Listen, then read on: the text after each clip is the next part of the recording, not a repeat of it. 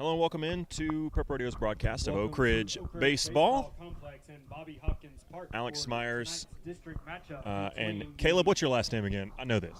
Riker. I know this, but I blanked right when I said Caleb. I'm like, okay. Caleb Riker, Alex Myers with you tonight as Oak Ridge takes on Lenoir City.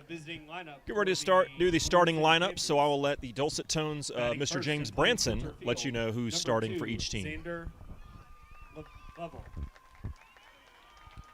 Batting second, playing shortstop, number 10, Hunter Click. Batting third, playing third base, number 20, Isaac Dye. Batting fourth, playing left field, number 11, Connor Turpin. Batting fifth, the designated hitter, number 17, Beckett Cusick. He will be hitting for the second baseman, number 4, Noah Morton. Batting sixth, and on the mound, number 3, Branson Dean. Batting seventh, the catcher, number 7, Ryan Myers. Batting eighth, the first baseman, number 8, Stephen Abercrombie. And rounding out the lineup for the Panthers, the right fielder, number 14, Nathan Abner. That's the starting lineup for the Lenoir City Panthers. Here's the starting lineup for the Oak Ridge Wildcats. Take it away, James Branson. Batting first and playing center field, number 4, Warren East. Batting second and playing first base, number 24, Joe Webb. Batting third and behind the plate, number 2, Parker Free. Batting fourth and on the mound, number 3, Mikey Teasley. Batting fifth in left field, number 5, Carson Fagan. Batting sixth in right field, number 9, Brooks Poteet. Batting seventh, and playing second base, number 13, Jaden Sheverton. Batting eighth and playing shortstop, number 1, Noah Wood. And batting ninth, the designated hitter, number 6, Whit Reniger. He will be hitting for the third baseman, number 8, Max Durigi. The Wildcats are coached by head coach Travis Free. He is assisted by Spencer McMurdo, Nate Hoffmeister, Kevin McKeithen, Jeremiah Ball, Kyle Gary, and Jeff Ulrich. And now it's time for the national anthem. We'll put the microphone down, let you listen to that, and then we'll have baseball from Bobby Hopkins Park. At this time, we ask that you please rise to honor our country as we recognize our active service duty members of our military and our veterans as we proudly present our national anthem. Oh, say, can you see by the dawn's early light what so proudly we held at the twilight's last gleaming, whose broad stripes and bright stars the rule the perilous fight o'er the ramparts we watched were so gallantly streaming, and the rocket's red glare, the bombs bursting in air, gave proof through the night that our flag was still there. Oh, say does that star-spangled banner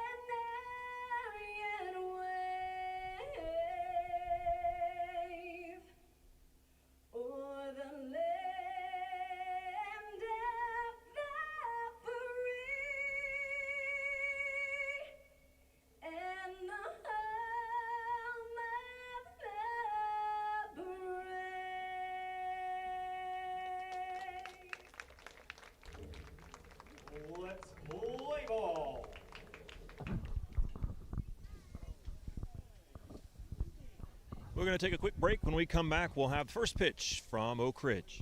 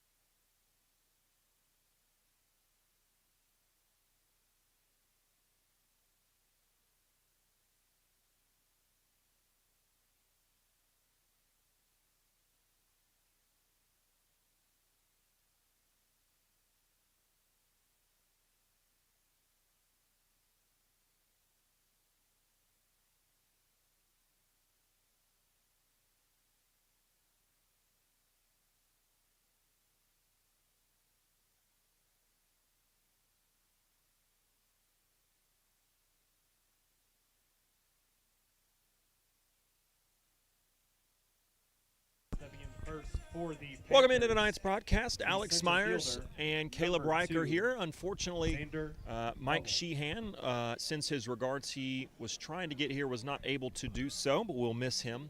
And I'm sure all the viewers at home will miss his insight and everything he brings to the broadcast. David Clary, executive, producing tonight's ball game as there's first pitch, and Mikey picking up right where he left off in his performance in Florida, where he nearly had a perfect game.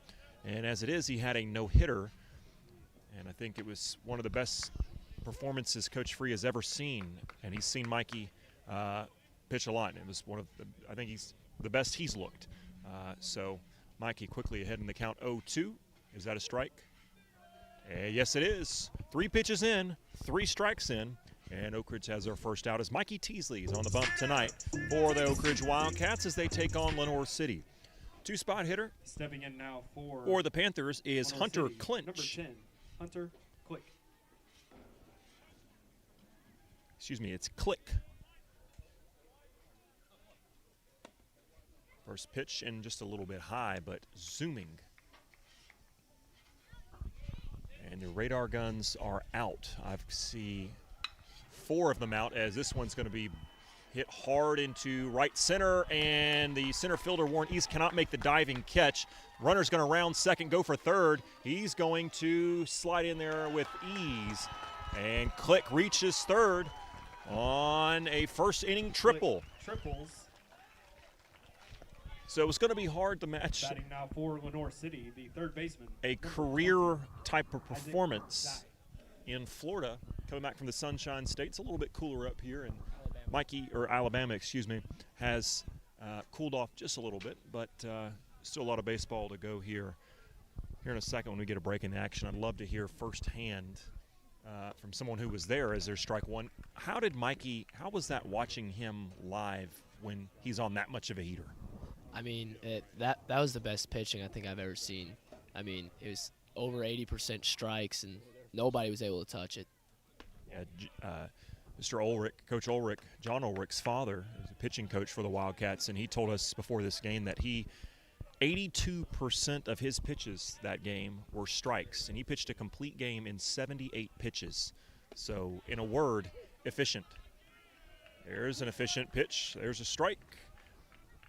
And that's strike 3. So there's 2 outs. Mikey looking to strand the runner at third and get out of here with a clean first inning.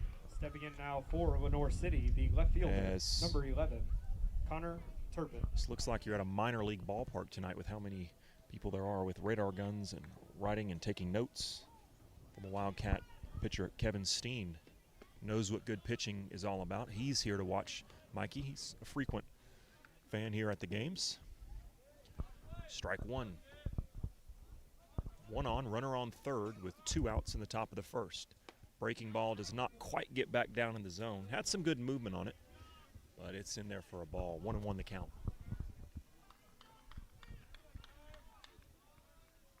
Coach Free has some words of encouragement before this pitch. It's going to be belted back up the middle. That's into the gap, into center field, and it's going to score 1 as the 3-hole hitter, Isaac Dye, gets an RBI single.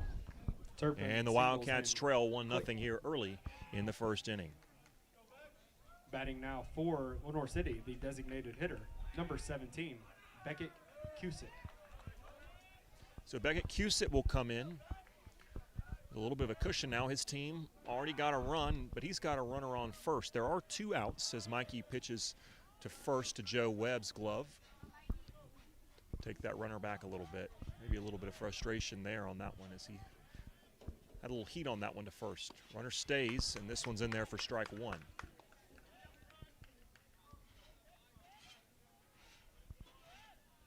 Oh, and 1 the count. 2 outs. Runner on first. Lenoir City leads 1-0 here in the top of the first.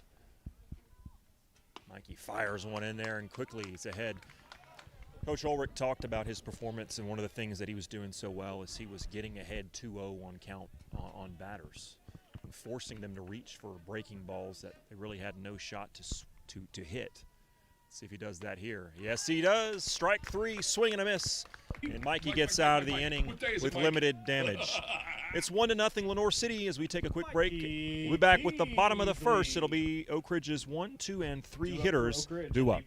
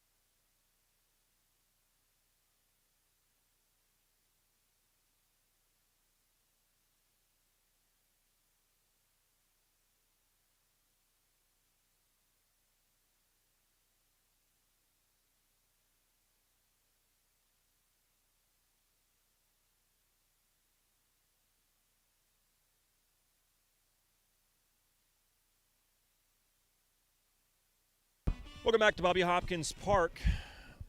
Due up for the Wildcats in the bottom of the first as they trail at 1-0. Warren East, Joseph Webb, and Parker Free. The pitcher on the mound for Lenoir City tonight is Branson Dean. We were talking about him in between innings when we were on a break there, Caleb, and he's got an interesting release. He's really over the top, and what I mean that in a literal sense, where he comes way over the top of his shoulder. And when we're talking about it, I think if Oak Ridge can get a runner on first, they're going to have a real shot to get some stolen bases here. As Warren shows bunt, but pulls back. It's in there for ball 1. And the reason I say that, because of his motion, it takes a long time. It's a slow delivery, and he's not throwing very fast. He's in the low 80s, sitting around 81.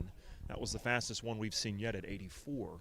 So you combined a lower velocity pitcher with a longer throwing motion, and could spell trouble on the base paths for Lenoir City if Oak Ridge can get some runners on. But they've got work to do here, trailing 1-0 in the bottom of the first. Again, Warren East up to bat. The count's 1-1. Slow changeup there. Inside for ball 2.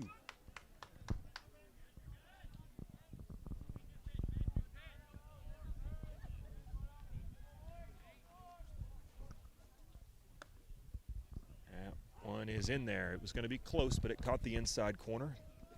Warren was a little picky that time, but he will not be afforded that luxury now as the count's evened up at 2-2.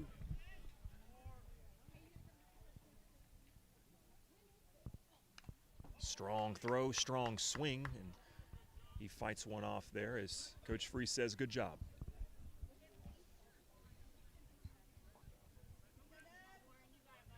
Joe Webb looks confident as he is due up next, patiently awaiting his shot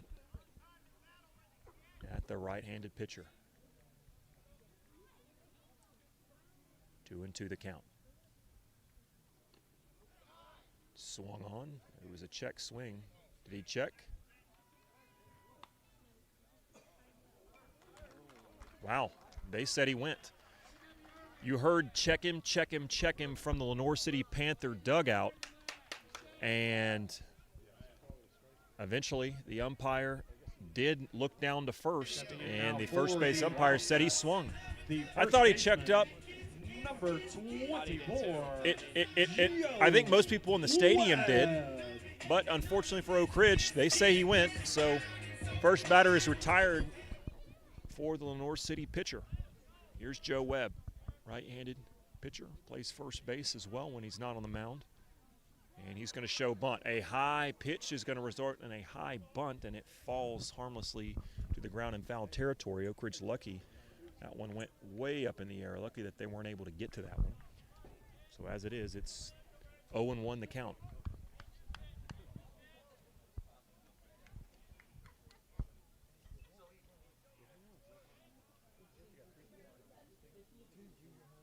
Strong swing on that one, but wasn't able to get a hold of it. And quickly, he's down in the count 0-2. See if he can fight his way back here.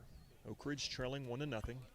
Here in the bottom of the first on a beautiful, beautiful night for baseball here in the Secret City.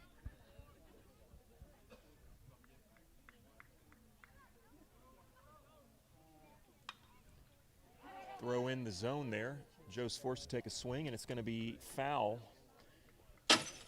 out behind us, behind the Lenoir City dugout.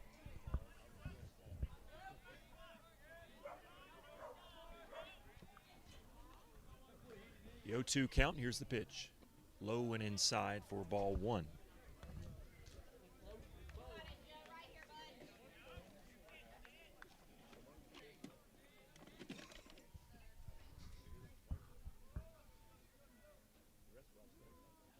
Joe swung on that one. Catcher drops it, so he's going to run down to first, but he's not going to get there in time. The throw is there, and that's 2 out. So 2 up, 2 down. Parker Free. Last chance at showing some life in the bottom of this first inning.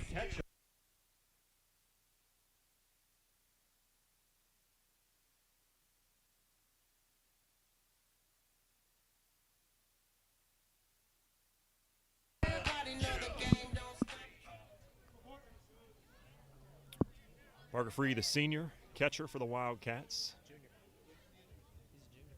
Junior, excuse me. Whoa, that one, he had to duck out of the way. It was high and inside, but thankfully Parker avoids that one.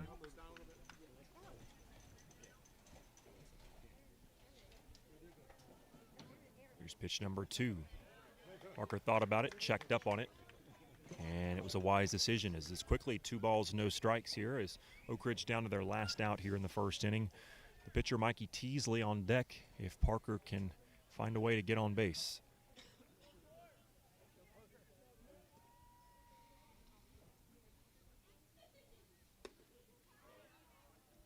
Hard pitch there from the righty at 83, but it's off the mark A little low and a little outside, and it's 3-0. So this is where you don't want to be. A dangerous spot as a pitcher against a hitter with some pop in his bat and some power, and Mr. Free.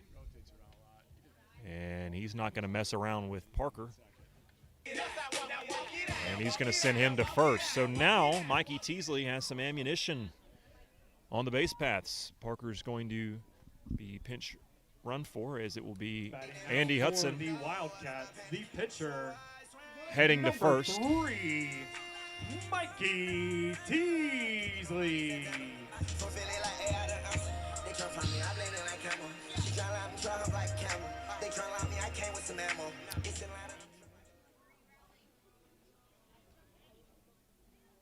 Andy with all sorts of speed on first. Now the pitcher taking his time. He's got something to worry about there with his back to Andy on first. He's going to go home with it.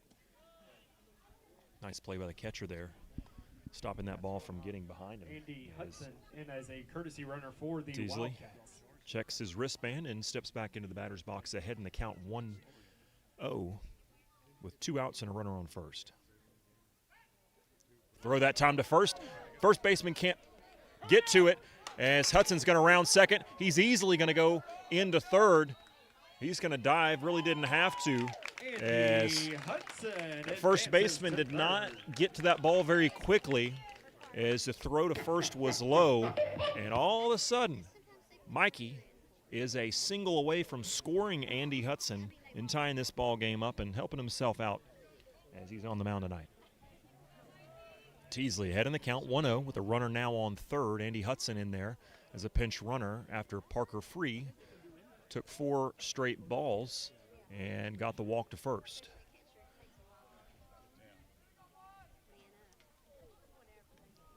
Teasley with the bat, waiting, wiggling it, waiting some more, and finally he's going to ask for time. You get in a rhythm up there as a batter, and the pitcher just waits and waits, and eventually becomes a mental thing. So he steps out, steps back in, and the umpire audibly says, play ball. Here's a quick pitch, and it gets him swinging, and he's upset at that one. It was a sneaky pitch. Looked like it went inside a little bit, but it got him to chase. And the count's even at 1-1. 2 outs, a runner on third. Here's the pitch. Low. And that's ball 3.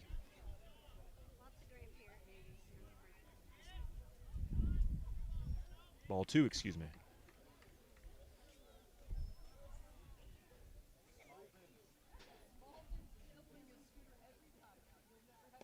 That one's low as well. So quickly it's 3-1 the count now. And Mikey can be a little picky here. I'm sure he wants to be aggressive at the plate. And he would like to make a play here if it's close, but he does not have to chase if it's not a pitch he likes.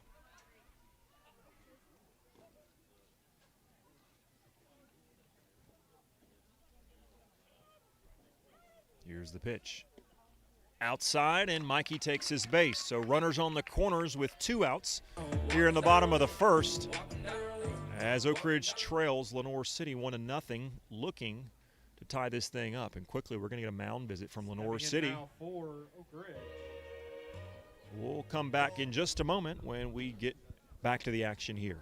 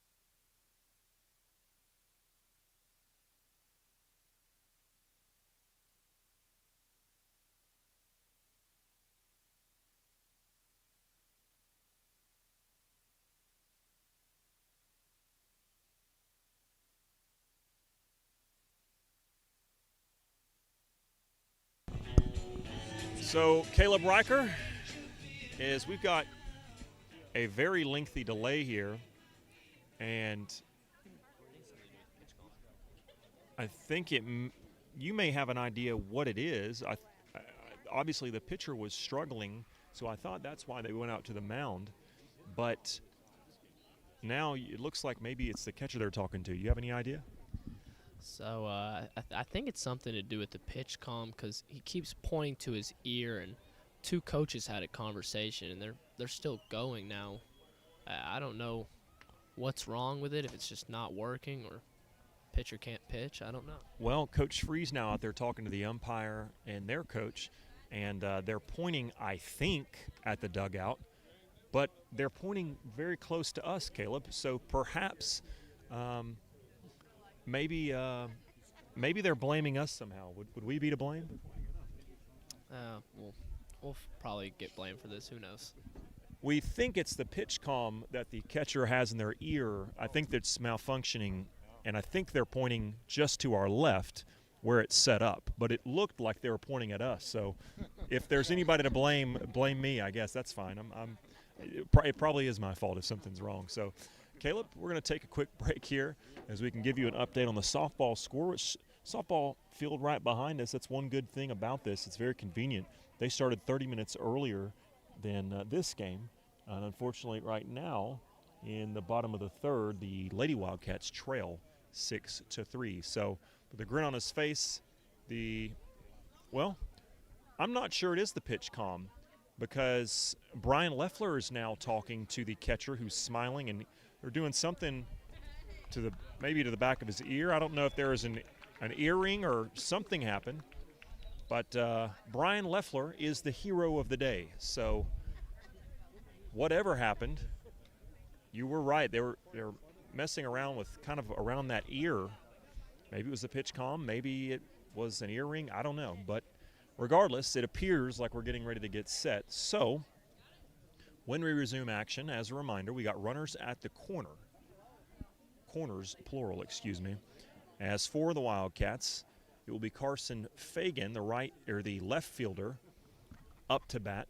Andy Hudson, who's pinch running for Parker Free, who drew a walk. Andy, they tried to throw back to him at first. The ball, it was a bad throw, and they couldn't get to it, so he ended up stealing second and getting all the way to third. That's how he reached third base. And then Mikey Teasley, the count was 3-1. They threw a fourth ball, and he walked to first, and now there's a pinch runner in for Mikey at first base. We can see what number. It looks like number 11, which means that would be Kipton Fagan. So two speedsters on the corners on first and third for the Wildcats as we finally get ready to play some ball here.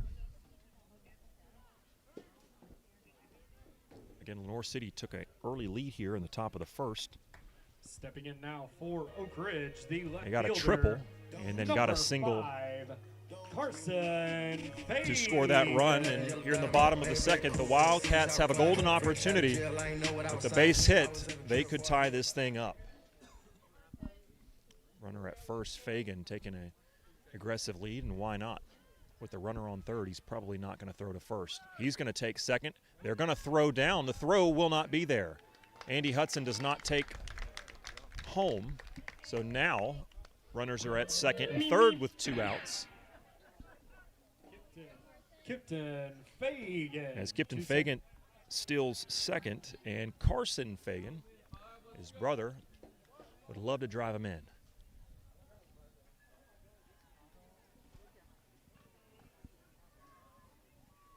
Pitcher's going to step off for a moment. Fagan will step away and step back in. Count is 0-1. As Fagan stares down the pitcher. Here's the delivery. Swung on. Chopper just foul as it went just left of third base. So quickly now it's 0-2 the count. The pitcher's count here, as Fagan's going to have to be aggressive and protect the plate. Oak Ridge does not want to strand these batters, particularly when they've got a deficit they're trying to make up for.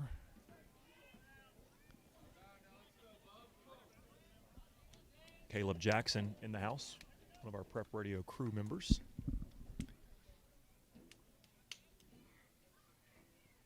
Here's the 0-2 pitch. Did it get in there? It did. Looked a little low to me. It looked a little low to most of the fans at Bobby Hopkins Park tonight.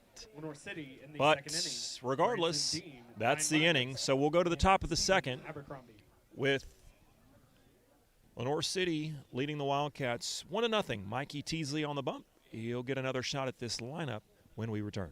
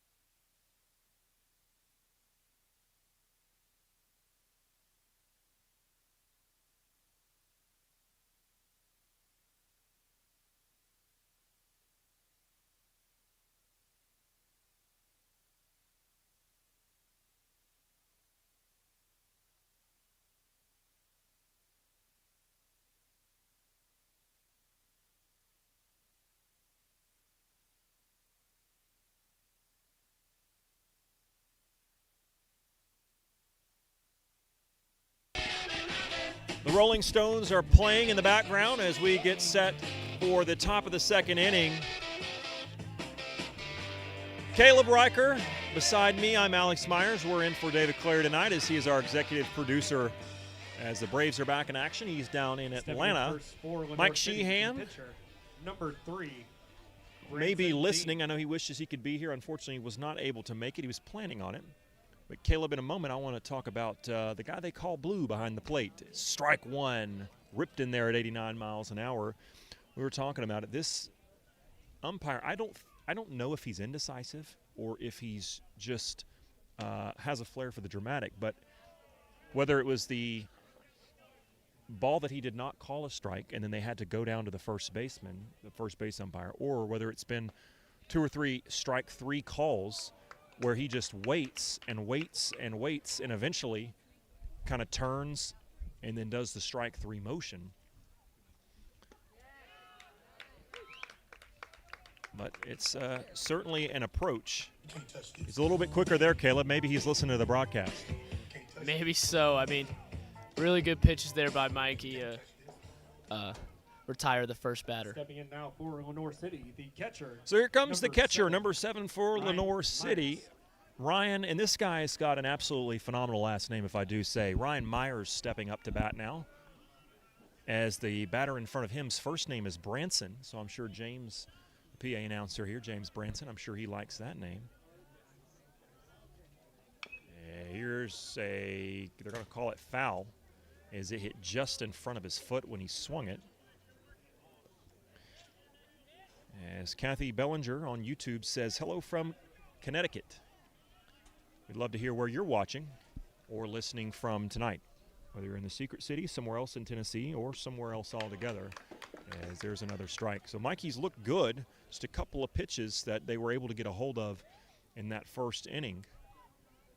And Warren East nearly made a Sports Center type of highlight diving catch, or else they wouldn't have scored at all. Here's strike 3. And quickly, Mikey works through the 4th and 5th hitters. Excuse me, the 5th and 6th hitters. And they get to the first baseman. City, the first baseman, number 8, Stephen Abercrombie. Stephen Abercrombie steps up to the plate. Mikey working quickly to him, a little bit low at 94.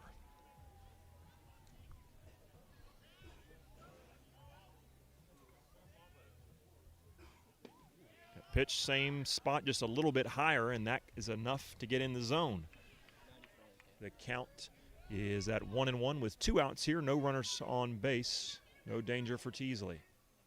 Here's the pitch, way low, but gets past Parker Free. No worries there. Again, no one on base to worry about.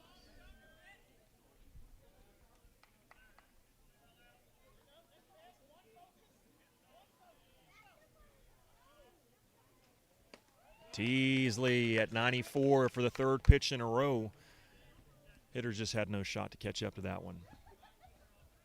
2-2 the count with 2 outs here in the bottom of the second, or top of the second, excuse me. As Teasley blows that one past him, but they're going to say it was a little bit high.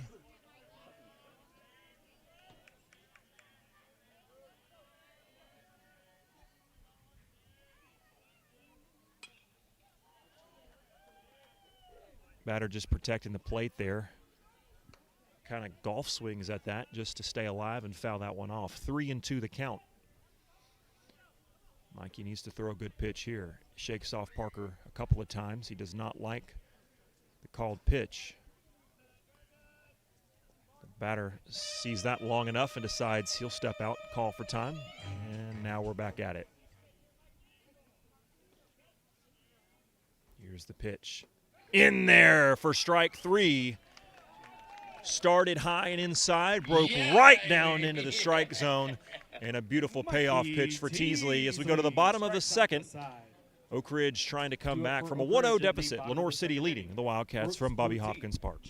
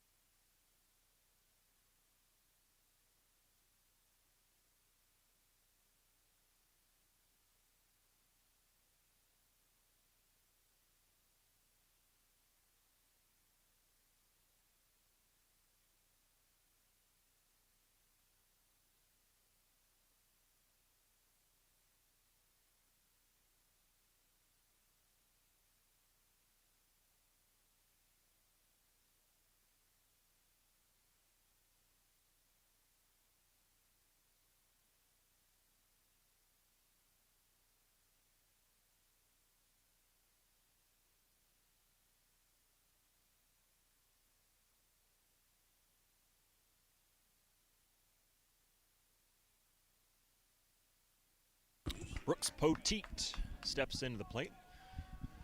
The lefty. See what he can do here. Slow pitch at 76. In there for a strike. Interesting zone to start this game.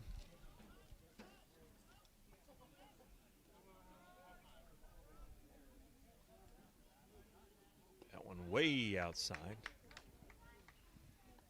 No choice but to call that one a ball.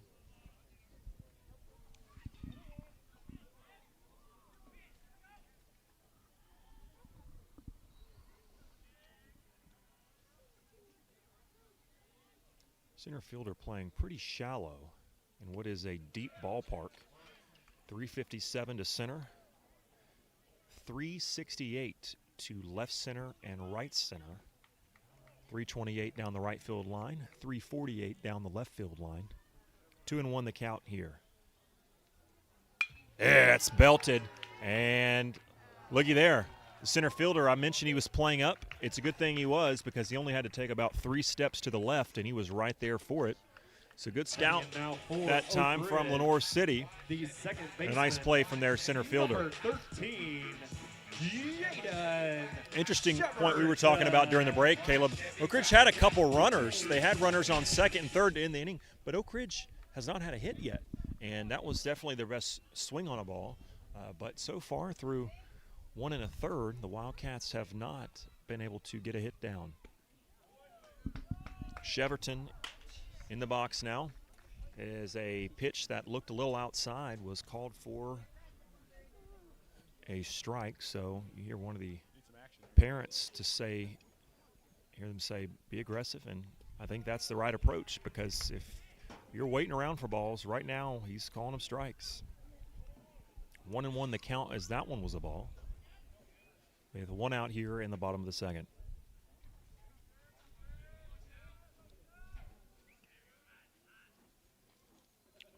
Pitch low and bouncing in the dirt for ball 2.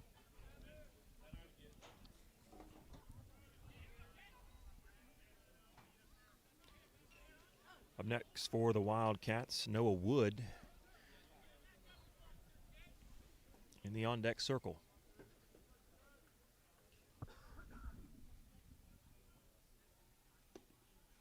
There's a pitch. And he makes everyone wait on it and finally says strike. You know, I might pull a David Clary and say something just loud enough for the umpire to hear me.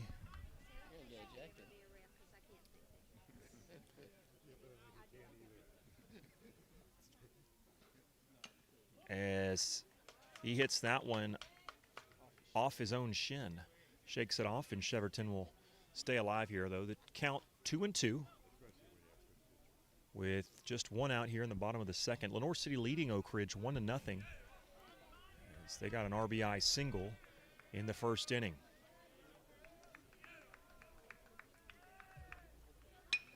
High ball is belted, and the second baseman jumps and dives towards the second base to save that from being a outfield single. What a play by the second baseman there. I did not think he was going to get to that ball, and he had to dive to do it, but he laid out for it, and it was a great play. That was incredible diving play. I have no words. So Lenoir City, really nice defensive performance so far through 1 2/3 innings.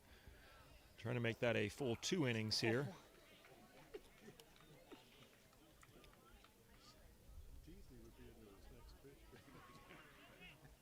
One of the fans behind us making a good point. You know, Mikey pitches a little faster than this pitcher for Lenoir City, and so, you know, if you continue to wait this long to label a ball or a strike, Mikey might be into his next pitch by the time we find out what the ruling was on the previous pitch. 1-1 the count, 2 outs here for Noah Wood. Wood thought about swinging, but lays off of that one as it's a little high for ball 2.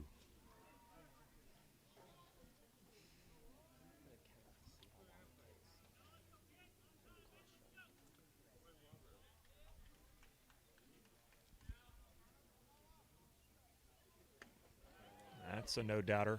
He's going to wait on it, but there was no question about that one. It was right down the middle, and so the count is even. 2's across the board. 2 balls, 2 strikes, 2 outs here in the bottom of the second. Wildcats still looking for their first hit in this ball game. Here's the pitch. Low and inside. There's ball 3. So Wildcats have not got a hit, but they have reached base on balls twice.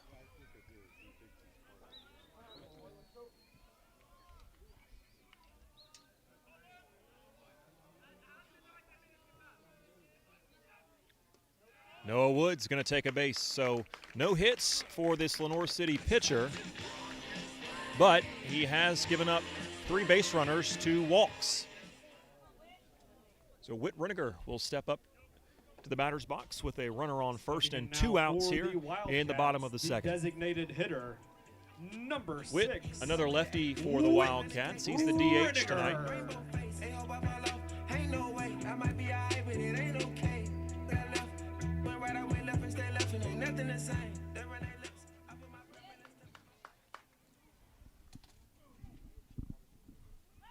Throw over to first, not in time.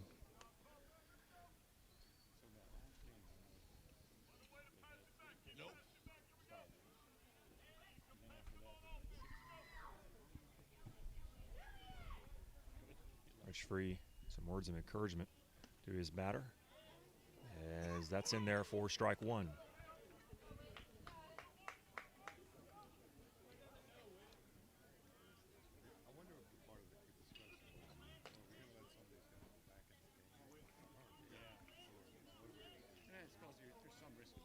Coach Kevin McKeithen, first base coach for the Wildcats, encouraging Whit. And there was a pitch to hit, it looked like, and he tried to check up on his swing. He looked a little unsure of himself, but he didn't get his bat back in time. So it was a foul tip, and that's strike 2. So 0-2 the count now. Lenoir City, great opportunity to close this inning out. Wildcats trying to scratch and claw and keep this inning alive. tying runs on first. High breaking ball that doesn't come down enough is the first ball.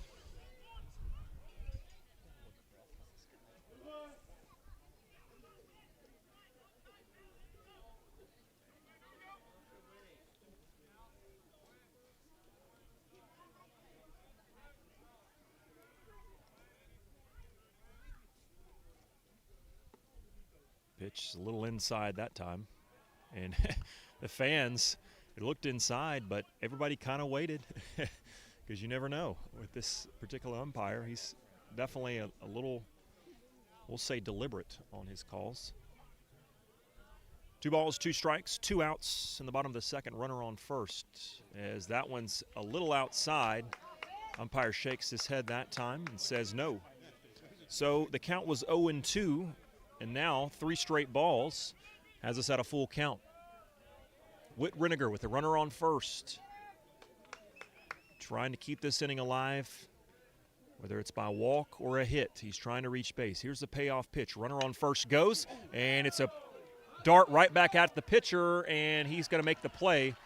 It was almost a self-defense play, Caleb. He just kind of threw his glove at it. He didn't catch it, but he batted it down and was able to chase the ball down and go toss it to first just in time to get Whit Reniger out at first. So that's the inning. So we head to the top of the third. Wildcats trailing Lenoir City 1-0. Mikey Teasley on the mound when we return.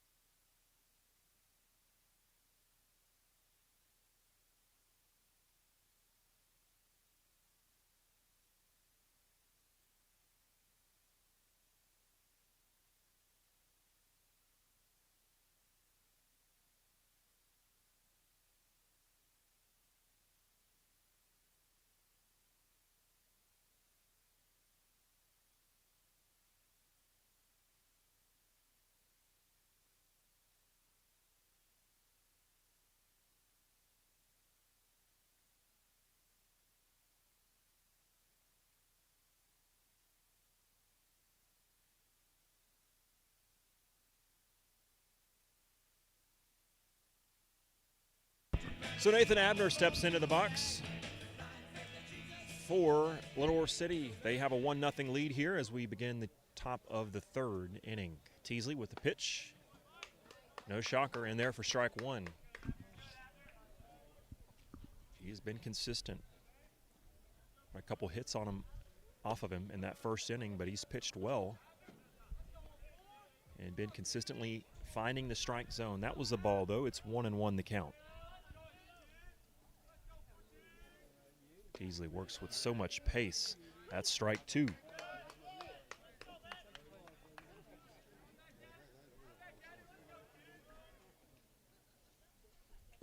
And there's strike three. Swung on and missed.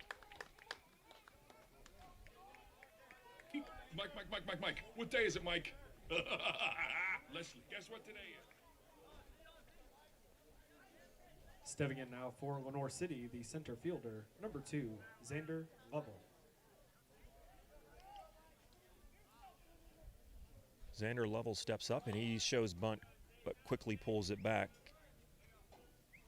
as he lays off of that one, and it's ball one.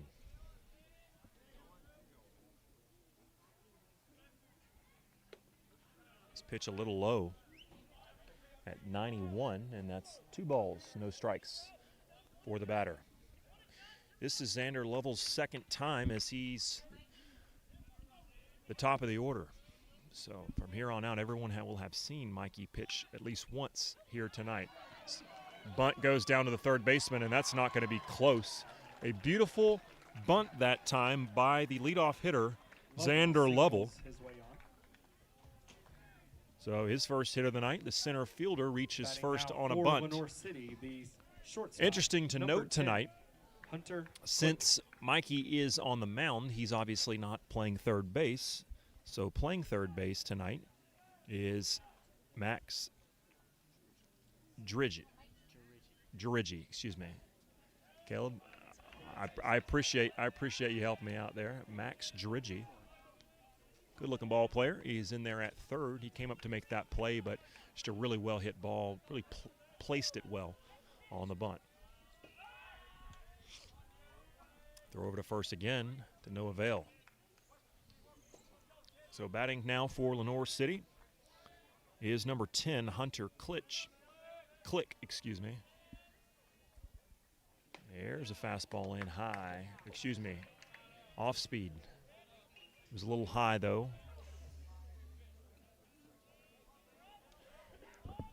Mikey needs to see one in the zone this time.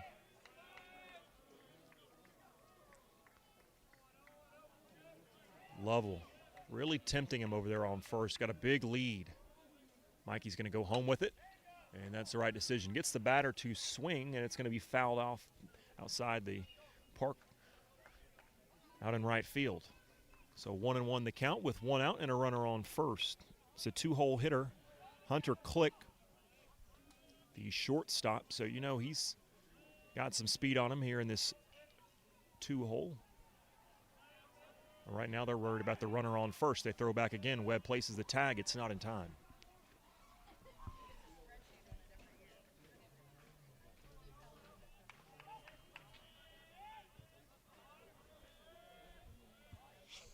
Teasley, the delivery. Hard hit ball to second. There's going to be a play. It's one at second and not in time for the double play.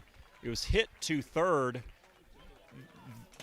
They say that the runner at second is safe. Oak Ridge arguing that they took the second baseman out, and I think they're right.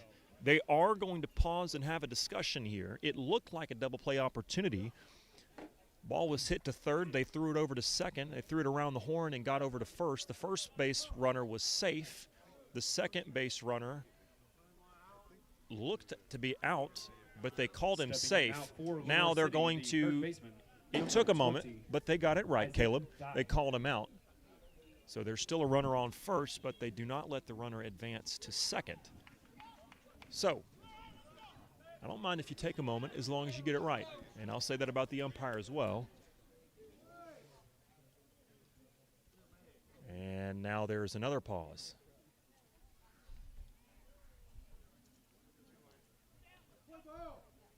I'm not sure what that was about, but mercifully we'll get back to action here.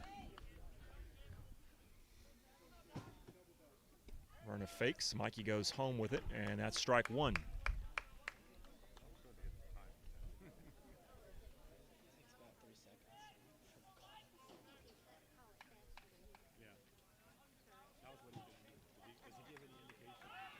You know, maybe the delay, as they throw over to first and Webb and the runner get tangled up. The ball sails past right into right field, and they're going to throw over as the umpire slips and takes a spill. He's all right, though, thankfully.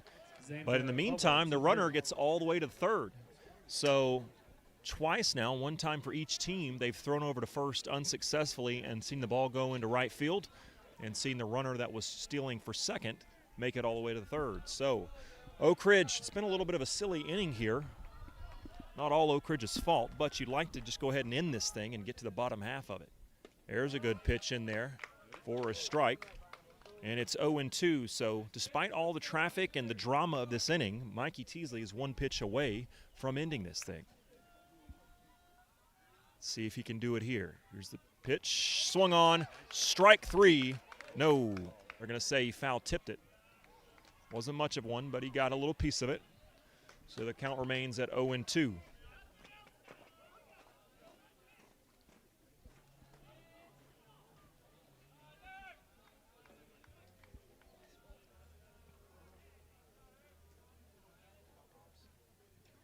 Long pause from Teasley. The batter wants to think about it. He's going to reset, step back into the box.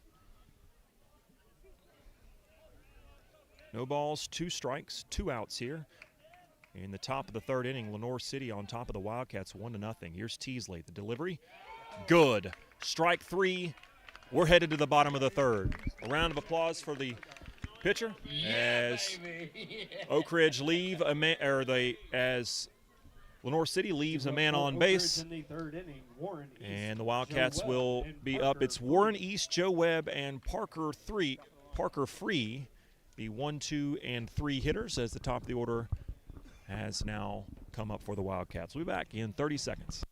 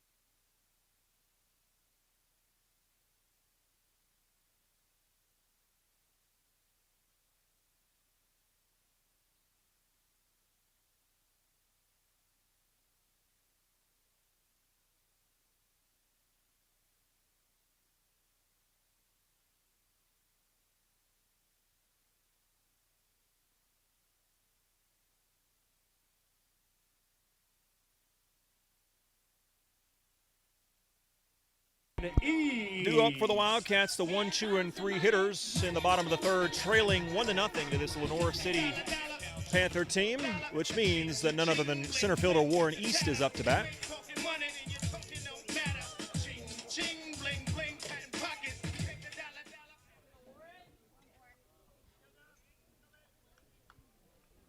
And here's the first pitch of the bottom of the third. Inside, nearly hits him, but he stands his ground and earns the ball.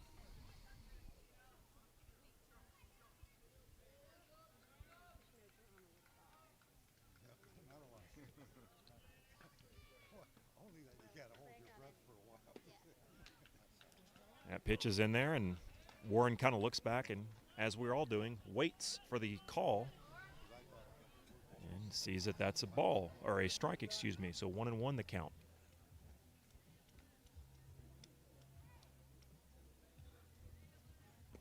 That one's low. Ball 2. Joe Webb to our left is, we're set up just behind home plate, so he's down the line left towards the Oak Ridge dugout. Right-handed hitter playing first base tonight. Watches his teammate rip one to the shortstop, and just an excellent play. Lovell just went up, hopped up like a basketball player going for a rebound, and just skied in the air and grabbed that ball. A couple of really nice athletic plays that we've seen. A diving play from their second baseman, Caleb, and that time Lovell makes a tremendous leap up in the air on a hard-hit ball and just robs Warren of a base. I mean, we're making good contact now. We just can't get the ball past the infield. There's Superman out there. So 3 runners have reached base for Oak Ridge, 3 batters rather, but they've got a no-hitter going. They were all walks. So far from a perfect game, but so far the Lenoir City pitcher having a lot of success on the mound. It's 1-0. He's got the lead as he sees Oak Ridge's 2-hole hitter, Joe Webb, up to bat. Second pitch of the at-bat is in there, low and inside, but they're going to say it caught the plate. So the count is 1-1.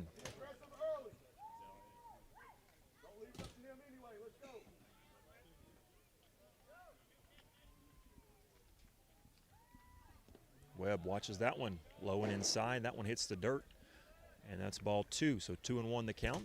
No runners on as Webb looks to reach base here for the Wildcats. They're only trailing by 1 run, but with their inability to get on base via hits, it feels more like a 2 or 3 run deficit. Webb with a strong swing, but he can't make contact. And the count's evened up at 2-2. He was going for that one, Caleb. Absolutely. He has the power to do it. He asked for time. It's granted. Takes a twirl, resets, takes a deep breath, and he's back in the box quickly.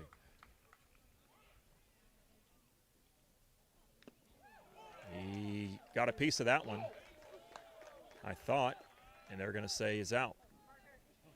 So Parker free, the last chance in this inning for the Wildcats. The catcher, number 2, Parker Free. Kind of a sleepy environment here, and I can understand why. There's just not been a lot to cheer for offensively for the Wildcats. They haven't played poorly, just a few hard-hit balls that more times than not are getting through, have just not been able to get down. And you tip your cap to Lenoir City. It's not like just it's been really bad luck. I mean, they've made really good plays. But regardless, all that matters is the Cats are trailing right now 1-0. Bottom of the third inning, 2 outs. Parker free up to bat. Count it 1-0. Make that 2-0 as that pitch is high as well.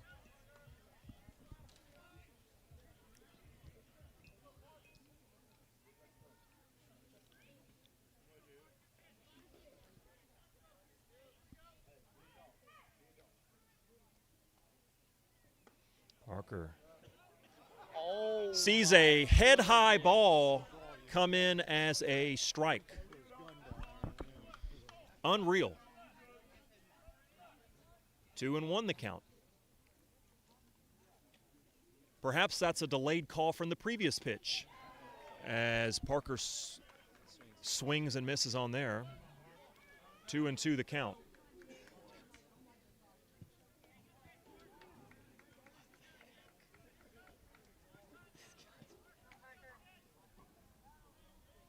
David Clary, I'm trying to be nice. Here's a pitch. It's high, but you have to wait because the last time it was that high, they called it a strike. So 3-2. It's a full count with 2 outs here. Here's the payoff pitch. Parker free, trying to keep this inning alive here in the bottom of the third. Pitch. It's lined to third base, and they're going to get him. Nice play by the third baseman. And now they're going to say a foul ball. This is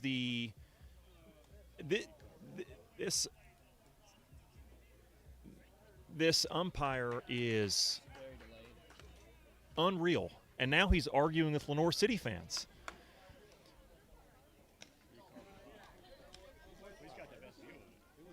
This umpire is, well, he likes the drama. And maybe he's a big fan of prep radio and he's going to go back and watch himself because he's certainly putting on a show tonight. I mean, that was the right call, but any other umpire would just clearly yell foul. And, you know, Lenoir City was almost back all the way into their dugout. Here's a pitch that nearly hits Parker free, and that's ball 4. So he'll walk the line down to first base, and Mikey Teasley, as Andy Hudson comes on, as he does, as a pinch runner for Parker. Number 3, Mikey Teasley has a chance to help himself out here. If he can put a ball in play, and we'll see if Andy Hudson tries to steal second to get in scoring position. It wouldn't be a bad idea. So I would expect an aggressive approach here from Andy. We'll see if, well, yeah, they're expecting it too. As they immediately throw to first, they don't get him. He's on high alert out there, but he definitely, you can tell, would love to get to second. Hudson stays firm at first. Pitch in there for number ball 10, 1. Andy Hudson in as a courtesy runner for Parker Free.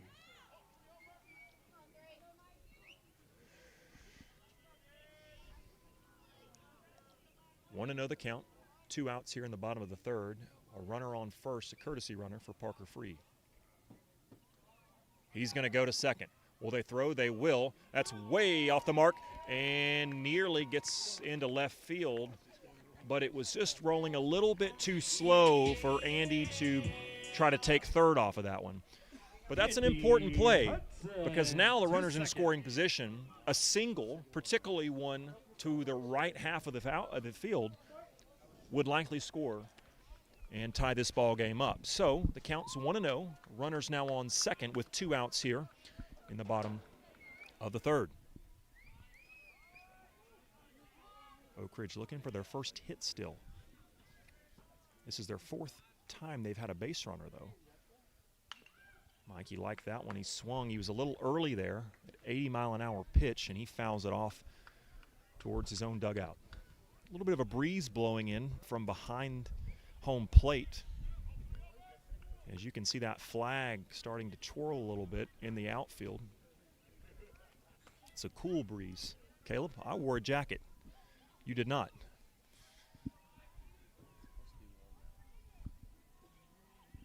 Here's the pitch. Low. And that's 3-1. So here's a dangerous, dangerous spot for this Lenoir City pitcher. You don't want to walk him, but you don't want to give this guy something good to hit. You're kind of playing with fire a little bit here. We'll see if he wants to try to throw one or if he risks throwing something on the corner at the risk of walking him. Teasley swinging, and he misses. Good pitch there. And the count is at 3-2 with 2 outs here. Andy Hudson, courtesy runner for Parker Free, is in scoring position with a pretty sizable lead on second base. Mikey Teasley could tie this ball game with a well-placed single here. And there's a walk. Andy steals third. Andy Hudson. Heads up play as the ball got just under the catcher. He had to stand up, and it was just long enough for Andy to take third. So now for courtesy runner the left fielder Fagan, number 5, as Carson Fagan steps up to the plate. I think this is 2 innings in a row now that Fagan has had a chance to tie the ball game up with runners on first and third.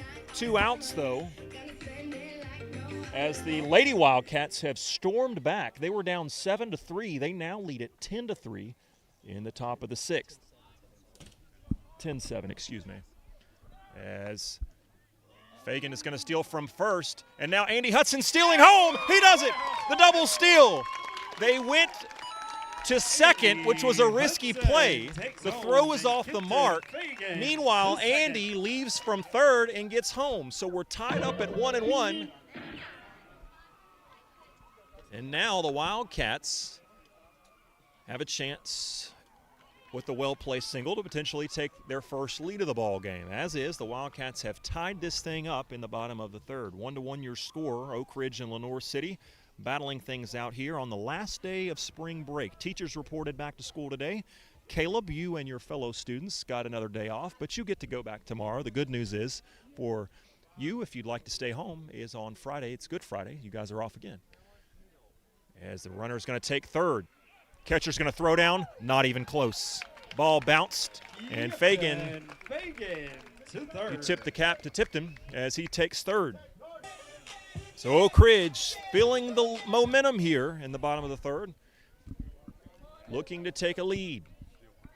2 balls, no strikes. The count is Carson Fagan. Looks to put one in play. He can be patient. We'll see what he does. He's going to swing, and he tips that one off. That'll be in there, strike 1.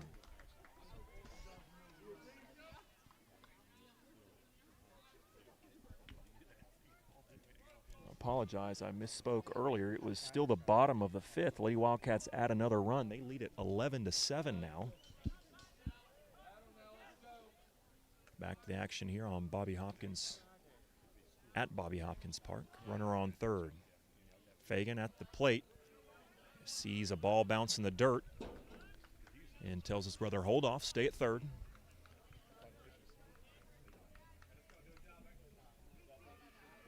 As the count should be 3-1, I believe.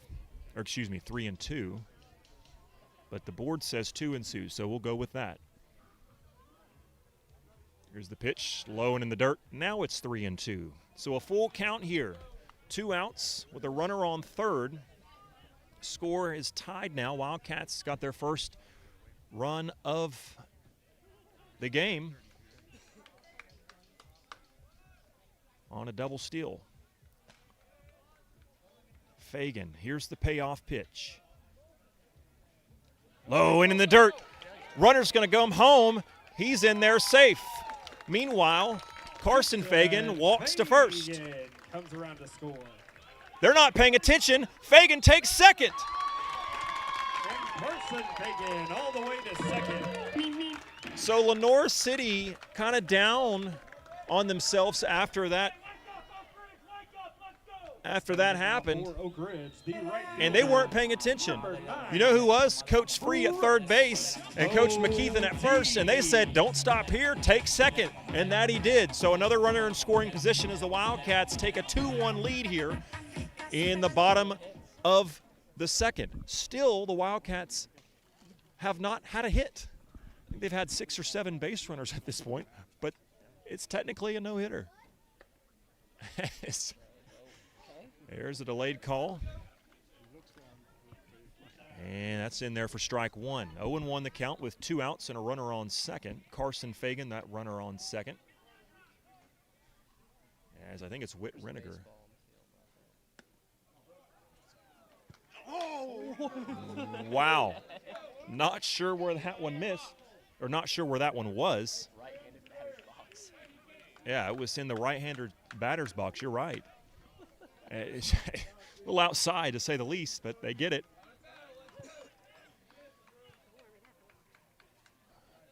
As the batter calls for time. The first ever loss with a no-hitter. Brooks Poteet. Got to be aggressive here because you never know what this guy's going to call as a strike. So you might as well go up there and swing, I guess. Of course, Oak Ridge has had so many reach base by balls. Says that one's in the dirt, but Carson Fagan's going to have to stay at second as a nice play by the catcher to block that ball. And count is now 1-2 with 2 outs. Bottom of the third.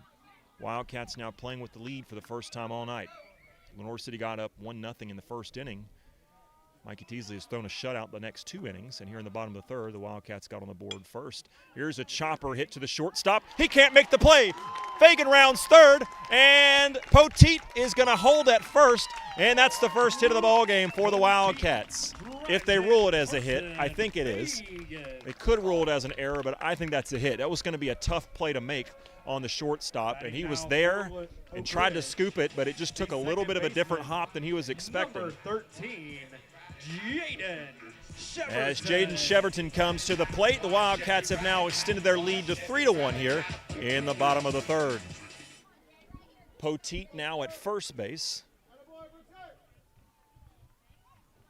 As he's blowing bubbles over there with his bubble gum, and he takes a couple step lead on first base. He's got to get back, though. They throw it away. It's over to the fence. Poteet's going to round second. He's not stopping there. Poteet rounds second, goes all the way. He will stand up at third. He dives late. He didn't need to, but hey, if you're going to wear the uniform, you might as well get it dirty. All the way to third. So Poteet, that's the second time this ball game that they've had an error throwing to first, trying to pick a runner off that has resulted not only in a stolen base, but 2 stolen bases all the way to third. So now the catcher and pitcher are going to have a brief word. And we'll get back to the action as Coach Free and this umpire behind the plate are having a word.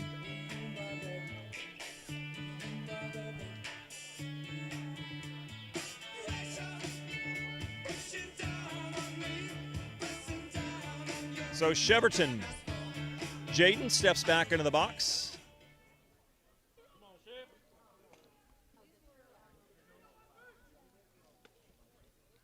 First pitch to go home that Jaden has seen at this at-bat. He's been up there a while, but they're going to call that a ball. Little low, wasn't a bad miss, but it is a ball.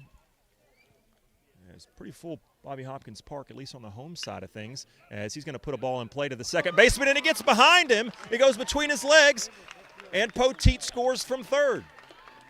That should be an error. No doubt about that one.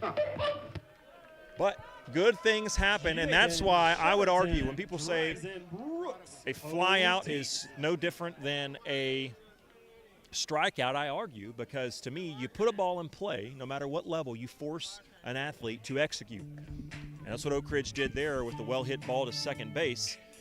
And the error results in another run. The Wildcats trailed as we entered the bottom of the third. They trailed 1-0. They had not found themselves on base via a hit as we started this inning. But now they've got a hit. They got a base on an error. They've got a walk or two this inning. And the result, the scoreboard has totally changed. It's now 4-1 Wildcats in the lead here. As Queen starts to play over the speakers, we're going to take a quick break because there's a new pitcher and he's going to have to warm up. When we return, we'll tell you who that is, and we'll tell you who's up to bat for the Wildcats.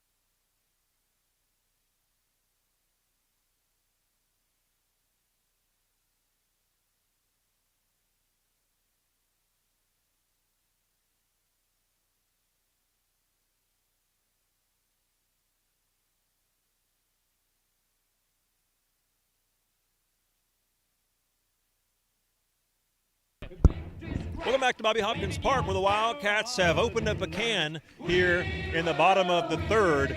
They trailed 1-0, had not recorded a hit. Now they're up 4-1 with 2 outs here.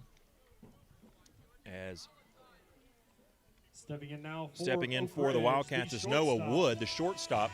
Number 1. The new pitcher Noah into the ball Wood. game for Lenoir City is Caden Freeman.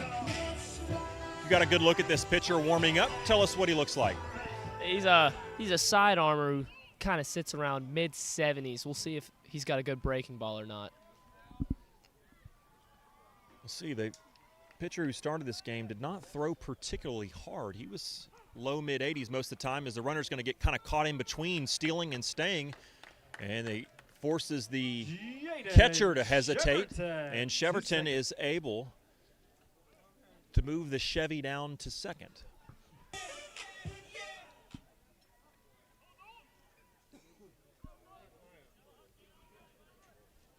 a runner in scoring position just like that once again. Wood takes a nice cut at it, but it's fouled out behind the plate. Umpire will reach for a new ball and throw it to the pitcher, and we'll keep playing. 0-2 the count now, though, for Wood, as he's got to protect the plate. Jaden Cheverton, the nice lead at second. And there's the ball put in play to the second baseman. He's going to make the play over to first, and that's the inning. Wildcats do some damage. They score all 4 runs here in the bottom of the third. Wildcats lead Lenoir City 4-0 as we head to the top of the fourth.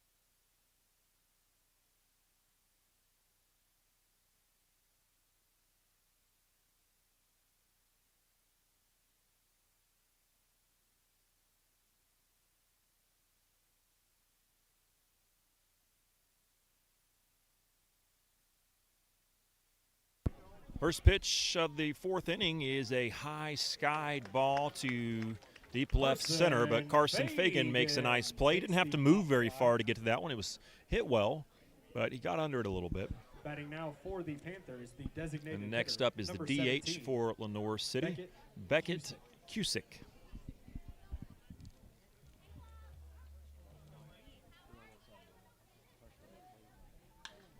Another ball hit towards Fagan. This one a little shallower. He's going to have to run for it near foul territory. Makes the play. Carson Fagan got on his horse, and he had to gallop quite a ways for that one. But an athletic play. Carson showing off the wheels there. It was really nice, and that's 2 pitches, 2 outs now. And that's how you extend a pitcher's life out there on the mound, is you get him in and out of there and keep it moving. Branson Dean. As Branson Dean comes up, right-handed hitter, facing the right-handed pitcher here in the top of the fourth with 2 outs. 3 pitches, 3 outs, as Webb's going to yield to the second baseman who makes the play as Cheverton makes the play. 3 pitches, 3 outs. Now we're moving. Due up for Oak Ridge in the bottom of the third. It's Reniger, East, and Webb. 4-1 the lead. Wildcats on top of Lenoir City. We'll be back in 60 seconds.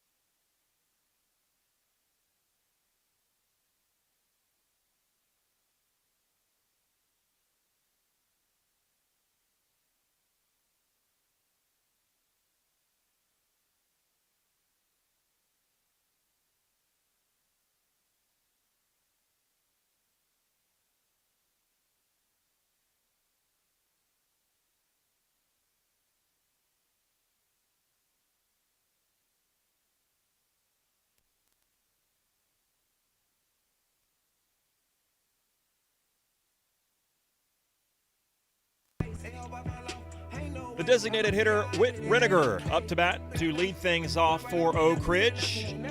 Following him in the on-deck circle will be Warren East, the top of the order, and following him in the hole is Joe Webb. Sidearm throw is a little outside for ball 1. Here in the bottom of the fourth, the Wildcats lead it 4-1.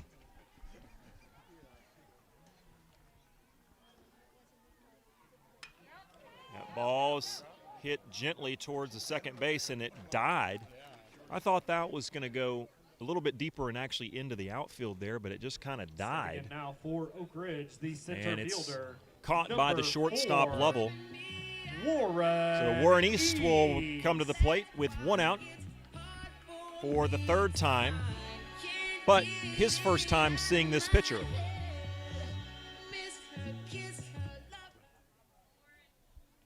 Joe Webb talking with Reniger, kind of what he's seeing during that at-bat, as Warren East hustles a play at first. It's the right call. Oak Ridge does not like it, but he was out, but not by much. Warren just so fast, and it was a nice play by Lenoir City to get him out. Number 24, Joe So quickly, Webb. not quite as quickly as Teasley and the Wildcats worked last inning, 3 pitches, 3 outs, but this pitcher working quickly. Just a few pitches thrown here, and he's already got 2 outs. So Joe Webb comes up to the plate with 2 outs. Here's the pitch. Good pitch, good movement on that one. Joe swung and missed.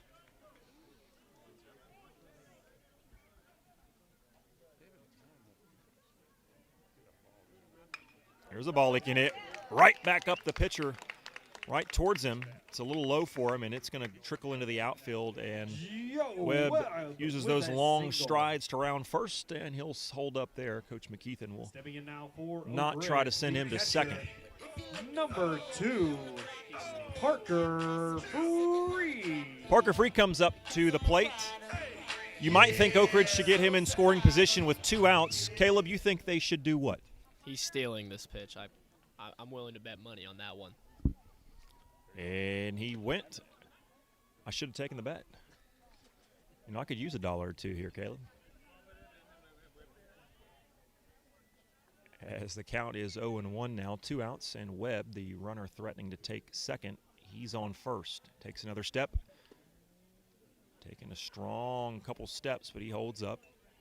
That ball was in there for strike 1. It's 1-1 with 2 outs. We're in the bottom of the 4th. Wildcats scored all 4 runs in the bottom of the 3rd. They were trailing 1-0 entering that inning. Now Webb goes. And did he get there? He's safe. It was close. A nice throw. But Webb sneaks one out there, and he's in scoring position. Joe Webb to second. So now your approach maybe changes a little bit. If you're Parker Free, just try to get one into the gap here and let Joe Webb come on home. That ball was moving outside. Parker not happy with himself at that one. He made contact just a little late there and fouls that one off. The count moves to 2-2 with 2 outs here and a runner on second in the bottom of the 4th. Teasley in the on-deck circle. He will get a shot at this pitcher for the first time if Parker can reach base. Here's a pitch. It hangs on him. Parker makes contact, goes right back to the pitcher, and he fields it nicely and throws it to first. So that's the inning. No score in the 4th. Wildcats lead at 4-1 as we head to the top of the 5th.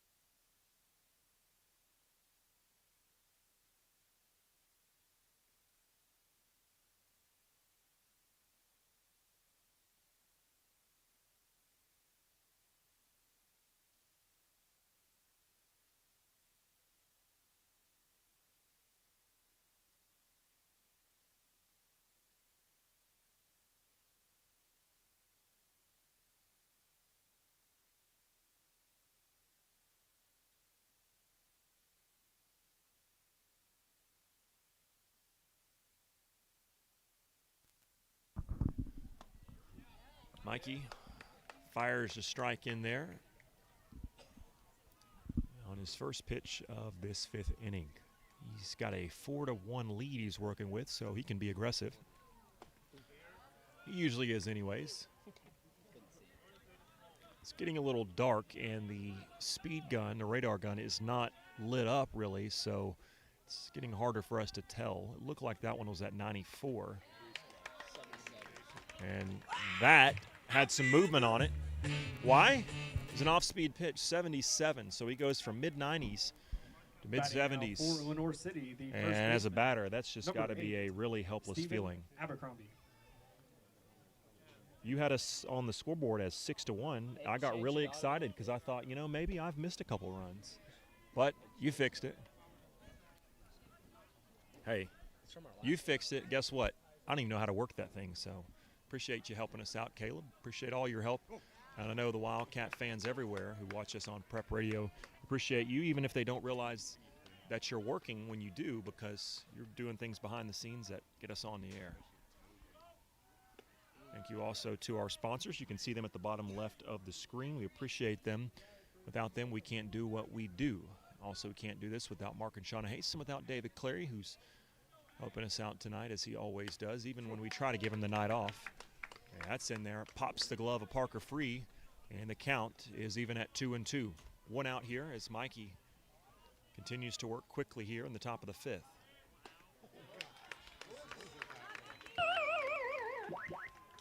I don't know what that registered, but I know what it registered in my mind, which was fast. Stepping in now for the Parker's Panthers, glove the is right popping fielder, louder now, I number feel like, than 14, it was in the Nathan first inning. Abner.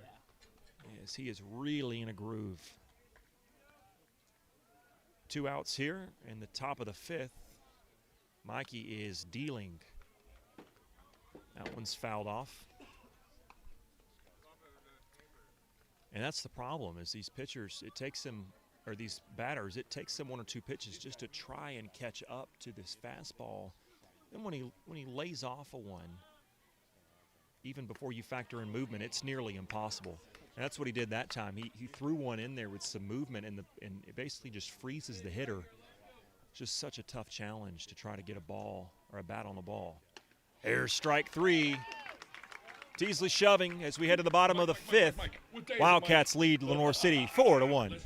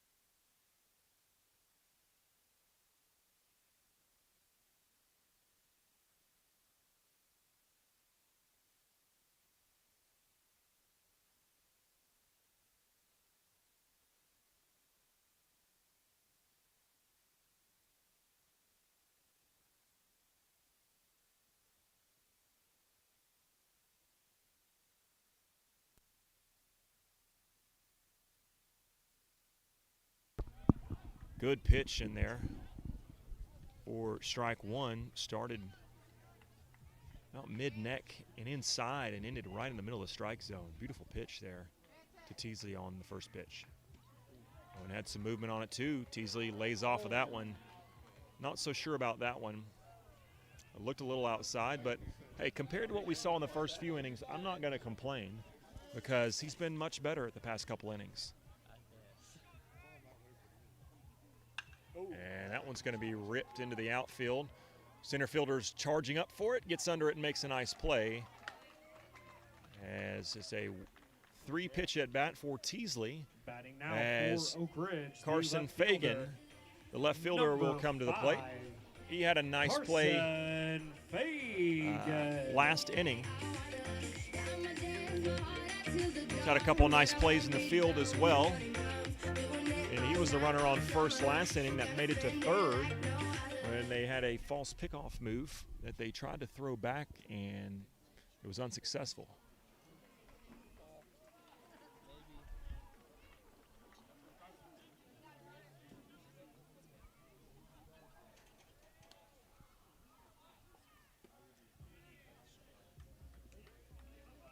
Two balls, no strikes. Lady Wildcats game is now tied at 11. They're heading to the bottom of the 7th. Lady Wildcats could walk it off.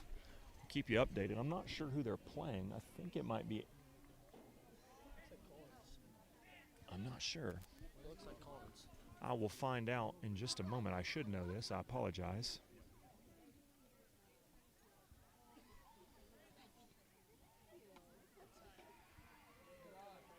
Good eye for Fagan there as that started inside, broke, but not enough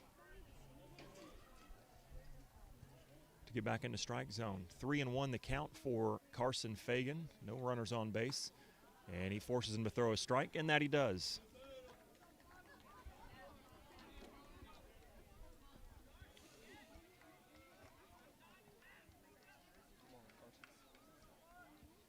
Carson Fagan is going to walk to first again.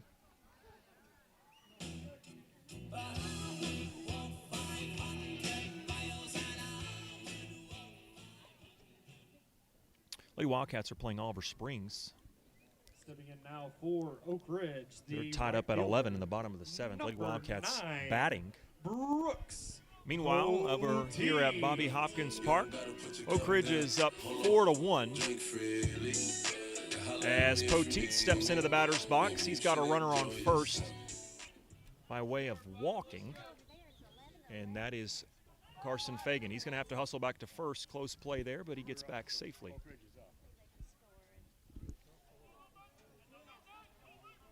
Nope.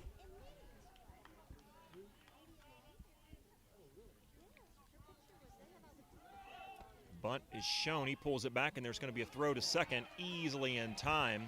Not a great jump that time from Fagan, and with a strong pitch home, the catcher had a pretty good chance at that one. He took advantage of it. So base is now cleared with 2 outs here for Poteet. And as pitcher, now you can focus on the batter. Here comes the sidearm delivery. Nice pitch right down the middle, though, and it's hammered into center field. Center fielder slips. He's not going to get it in time as Poteet takes second. Brooks Poteet with a double.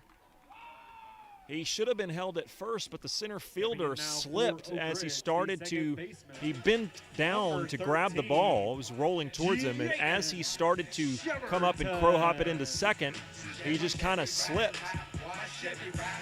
So Poteet takes advantage of it.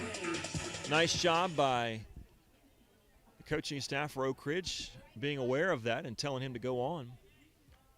Meanwhile, Jaden Cheverton steps up to bat with the runner now in scoring position on second. Here's the pitch.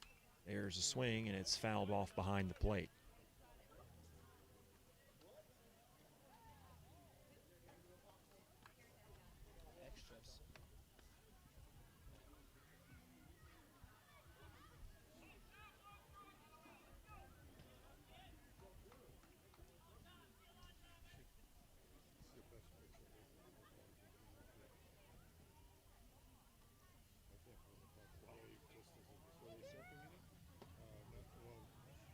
Here's the pitch. Delayed strike called. It's 0-2 for Cheverton.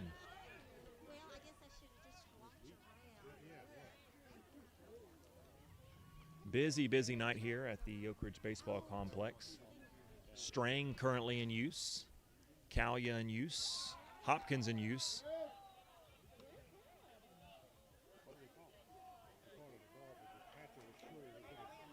As a little bit of confusion on the base path, Oak Ridge takes advantage and Poteet steals third.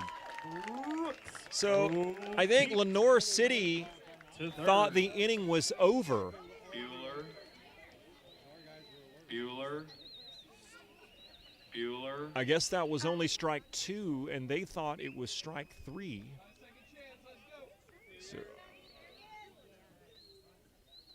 So Oak Ridge stays alive here. Runner now at third. Here's a high ball drifting back into shallow center. Second baseman goes back, makes a play, and now the inning is over. We'll come back. When we do, it'll be the bottom of the fifth. Oak Ridge leading Lenoir City 4-1. Excuse me, the top of the sixth. Oak Ridge leads it 4-1. Lenoir City up to bat when we return.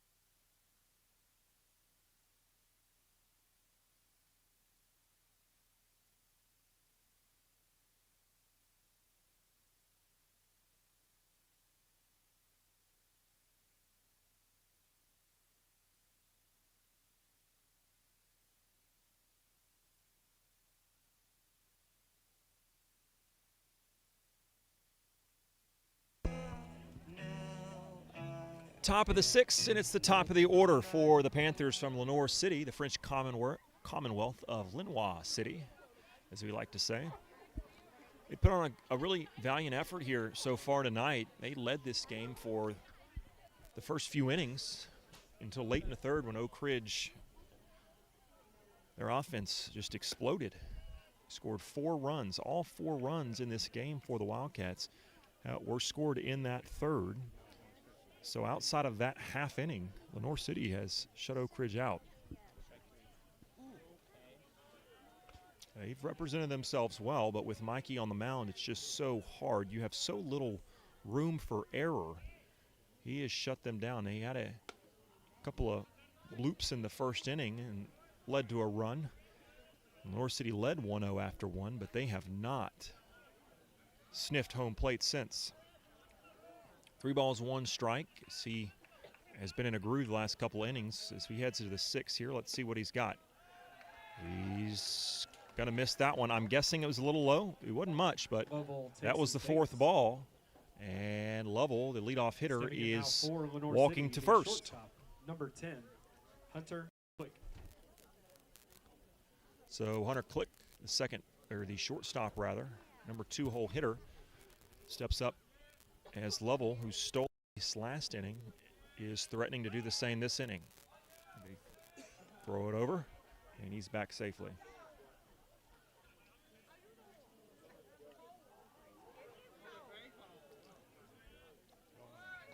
Strike. Throw to second, not in time. He nearly got the back foot as Lovell was diving into second, but his hands had already reached the base, so he's aboard safely on second. Runner in scoring position now for the Panthers. They still trail by 3 runs, though. Tying run is on the on-deck circle if Click can reach base here.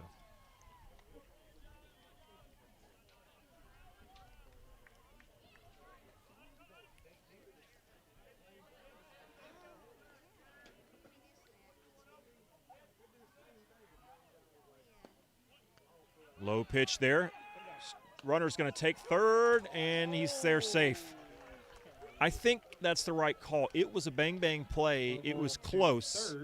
It's a good throw and a good job by the third baseman to get the tag down, but they just narrowly snuck it out, and he got under the tag. So now runner's at third.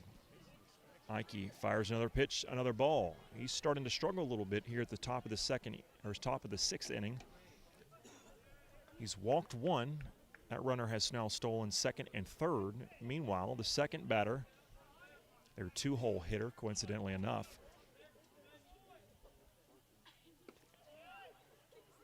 is nearly walked there. They're going to call that a strike, though. So Mikey fighting back here. The count is now full, 3-2, no outs. It'd be a big out to get two-hole hitter out right here.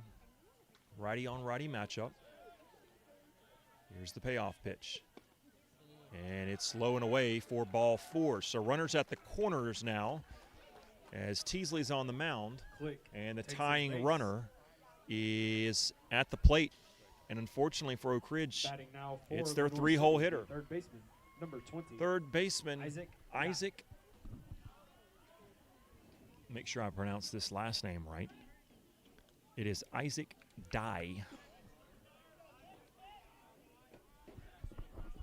Oak Ridge, no outs in this inning. Don't want to surrender a run, but double play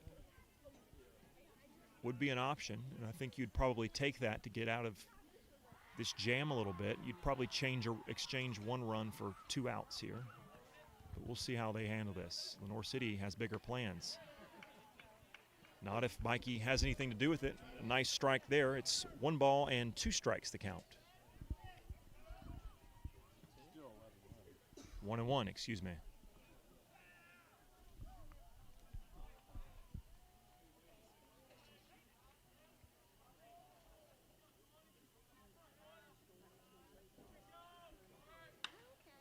And ball gets down. A nice play by the Oak Ridge shortstop just to stop that thing from going into the outfield. The runner from third scores. It's Lovell, the leadoff hitter, on the single. You know, he didn't stop a run, but what he did was he held the shortstop up at second, who would have easily taken third if that ball had gotten past him. So a nice play that time by Noah Wood to stop that ball from getting into the outfield, although he wasn't able to record an out. Stop the runner at second from advancing. So the lead has dwindled to 2 here. There's a ball beaten into center field. Runner's going to take third. He's going to round. And Joe Webb cuts the ball off and forces that runner to stay at third. I think if there's 2 outs, they're sending him. But with no outs and the base is now loaded, it's probably the smart move. The Panthers hold everybody up on the base. And so the lead is down to 2 for the Wildcats, as we'll see if that's all for Teasley or if they're going to leave him out there a little bit longer, as there's some action in the bullpen for the Wildcats. I'm not sure if they're ready, though. Lead is 4-2.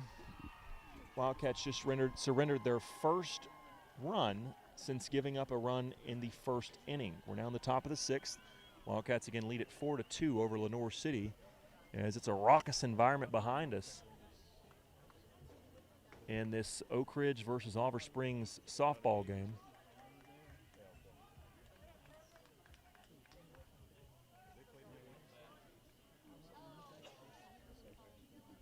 It's the bottom of the 8th.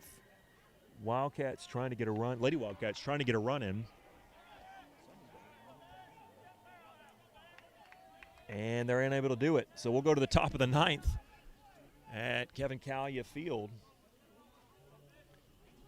But back to things at Bobby Hopkins. Teasley remains in the game, trying to work himself out of this jam. Ball's a little low.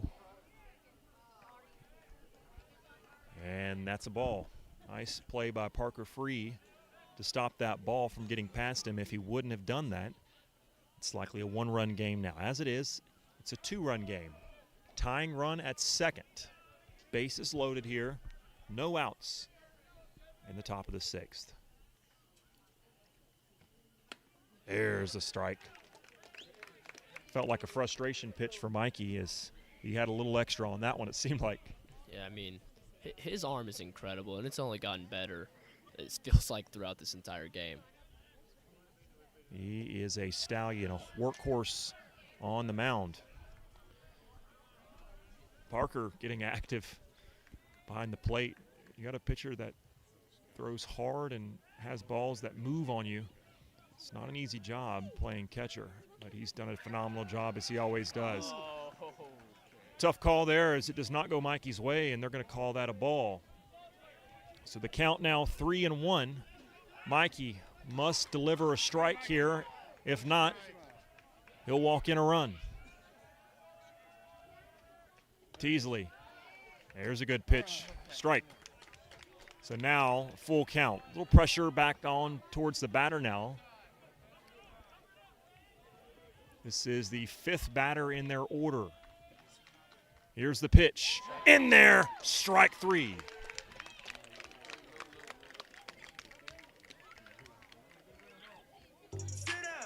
Not an aggressive approach that time for Lenoir City. As that looked like a pretty easily called strike there. It wasn't really debatable, but he didn't swing at it, froze him up, and Mikey trying to work himself out of this jam. 1 out here, double play could be in effect, but he might not need it. Strike 1.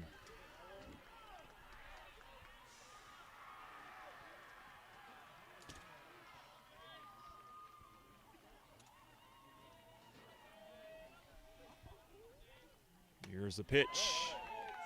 It's in there for strike 2. High and inside, but it moved back just enough to get in the zone. No balls, 2 strikes. Watch the breaking ball here. Mikey likely going to try to get him to chase something low and away. And he went away with it, but not real low, and the batter's able to swing and just kind of chop at that thing and foul it off. Still had a good amount of speed on that thing, though, as the batter was a little late getting there, but again, he fouled it off, so he stays alive. 0-2 the count with 1 out. Bases loaded here in the top of the 6th. Tying run at 2nd. Fouls it off again.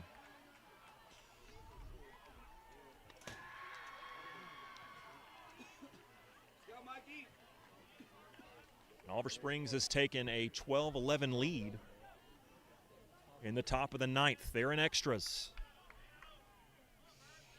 Here's Teasley. Good pitch. Totally froze the batter. And there's 2 outs.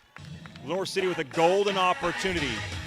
Mikey Teasley with an opportunity himself to work himself out of this jam. For Lenoir City, the catcher. Bases loaded with no outs. Myers. Now, bases loaded with 2 outs.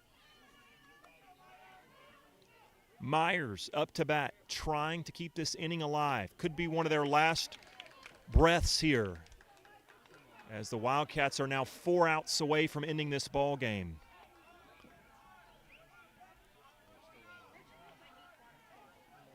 Oh and 1. Here's Teasley, the delivery.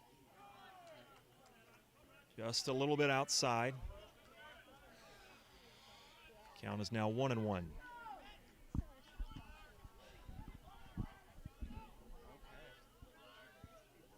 Chirps coming from the Lenoir City dugout as that one misses high and inside. The batter steps back, and Parker doesn't even try to frame that one. That's a miss by Mikey, but not really a hittable miss, so not bad.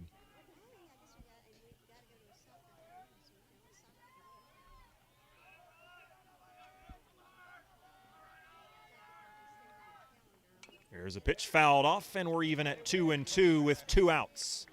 Bases loaded, a huge, huge moment in this ball game.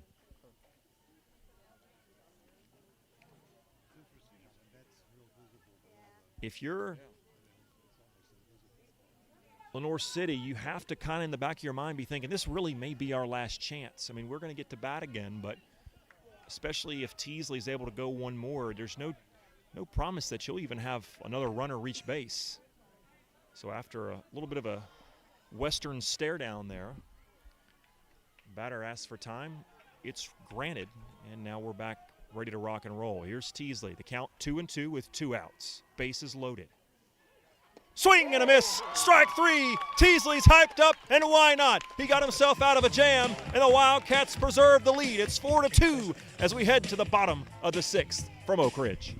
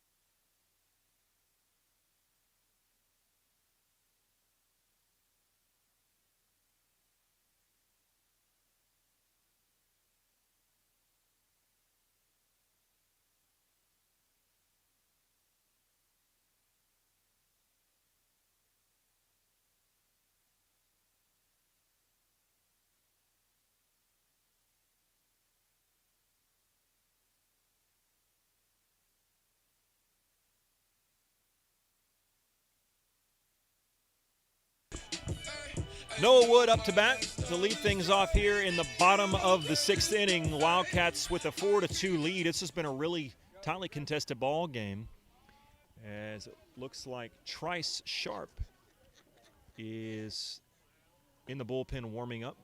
Will likely take the bump to try and close this thing out. But Wildcats have other plans. They'd like to add to this total and give him a little more wiggle room there. That ball's out of play. Fouled off, and it's 0-2.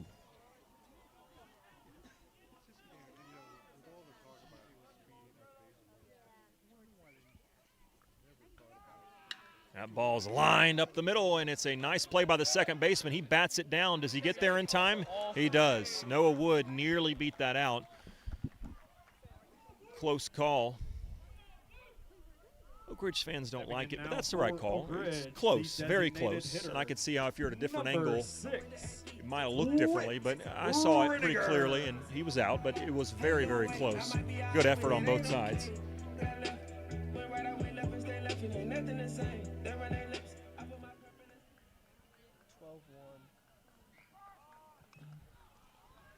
As that ball's fouled off, and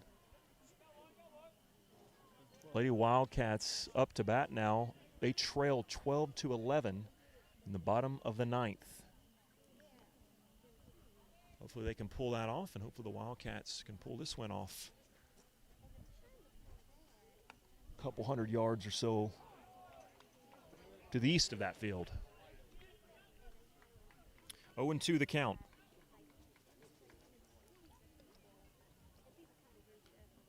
Breaking ball swung on and chopped towards second. Second baseman comes, makes a nice play on it, but he cannot beat Whit Reniger to first with it, as Whit showing the wheels there. Stepping in now for Oak Ridge, the center fielder, number 4, Warren East.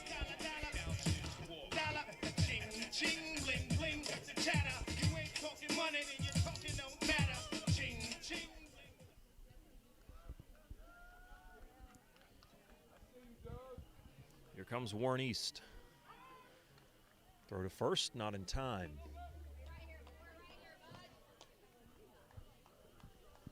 Nope. Joe Gaddis in the building tonight. He is currently taking in that overtime thriller, or extra inning thriller, I should say. Nope. And I'm assuming he will walk over here to catch the end of this one if that one wraps up anytime soon. Pitch high and inside, ball one.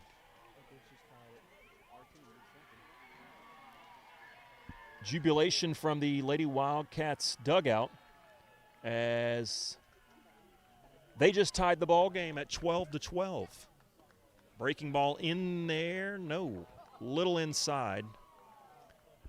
Catcher not sure where that one missed. It was close, I'll give him that.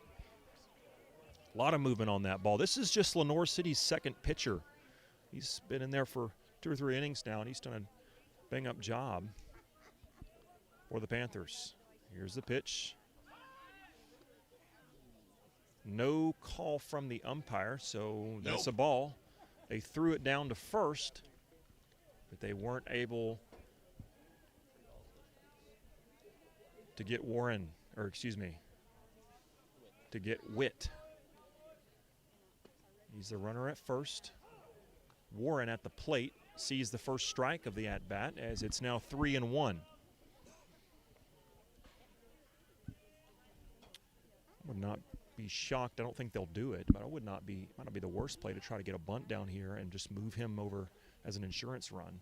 They're not going to do that, though. They're going to leave him swinging, and Witt thought what I was thinking, which is, okay, that's a ball, and then he kind of hesitated and looked towards the umpire to make sure that that was the right call, and that is what they called. Stepping in now for Oak Ridge has walked it off. The Lady Wildcats victorious.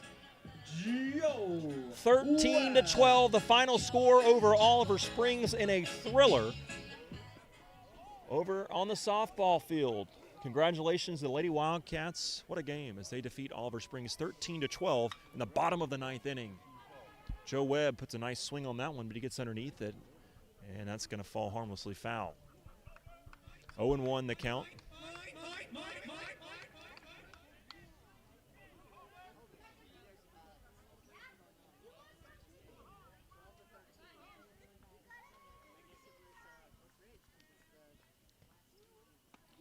That one's inside, nearly hits Joe, but he hangs in there tough. It wouldn't hurt too bad. It was a breaking ball, but not a lot of speed on it, but it did not get enough movement to get it back in the zone. The count's 1-1 with 1 out and a runner on first and second.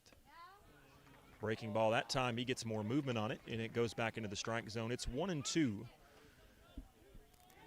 Joe with a hit at his last at bat. Went right back towards the pitcher and skipped over second base and went into center field for a single. Caleb, you still don't have a jacket. Are you cold? Just a little bit.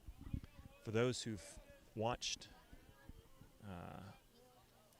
each and every game and have heard me on any of the few appearances that I've done games this year, you'll be happy to know that I finally tried a burger.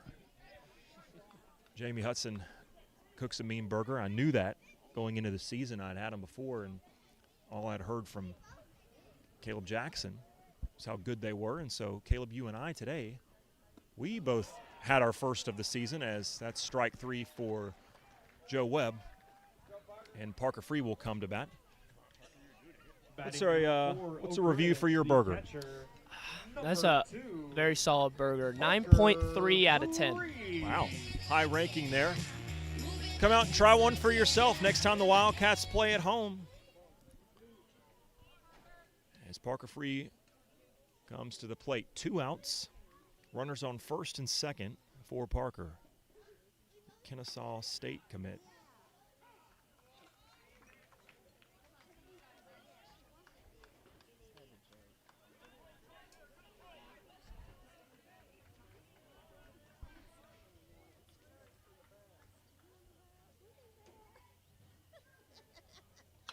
Pitch hit hard to third, and it's a force out, so he's going to tag the third base, and That ends the 6th inning. Oak Ridge That'll do it for the 6th. So to the top of the 7th we go.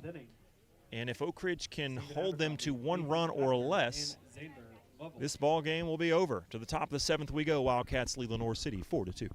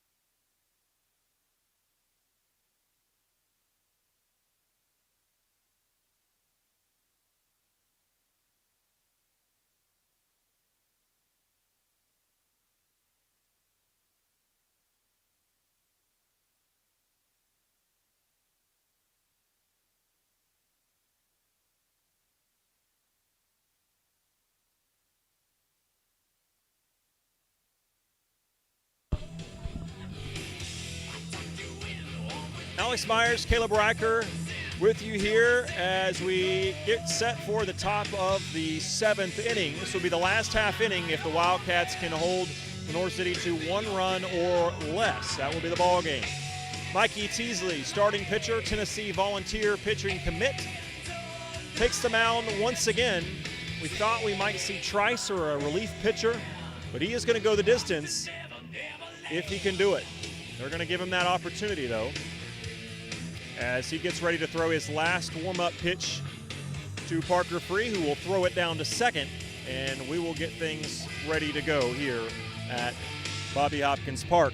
Lady Wildcats pulled off a thrilling 13-12 win in extras. They went 9 innings, and it was a shot in the bottom of the 9th. That's what dreams are made of as a high school softball player. Congratulations to the Lady Wildcats who get the win over Oliver Springs tonight. The Wildcats working on a win here against Lenoir City. We'll see if they can finish the job. First baseman up to hit for Lenoir City. That ball is rocketed in there a little bit low and in there for ball 1.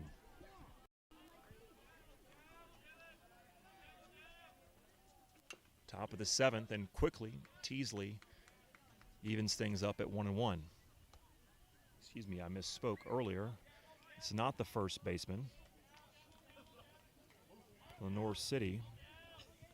This is Hensley. He did not start this game, so with the pitching change, he has come on.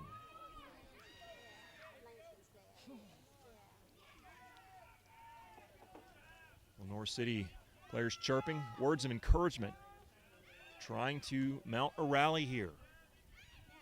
Teasley. It just missed. I guess a little high.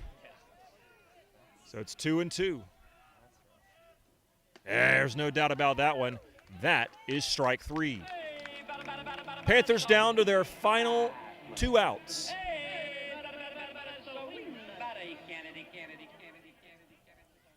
Batting now for Lenoir City, the right fielder, number 14, Nathan Abner. So Abner steps into the box. Teasley 2 outs away from a win in a complete game, his second in about a week here, as he hit out a no-hitter down in Alabama last week. Not quite that performance, but a really strong performance as usual here tonight. 1-1 the count with 1 out for Teasley. Here's the delivery. Strike 2.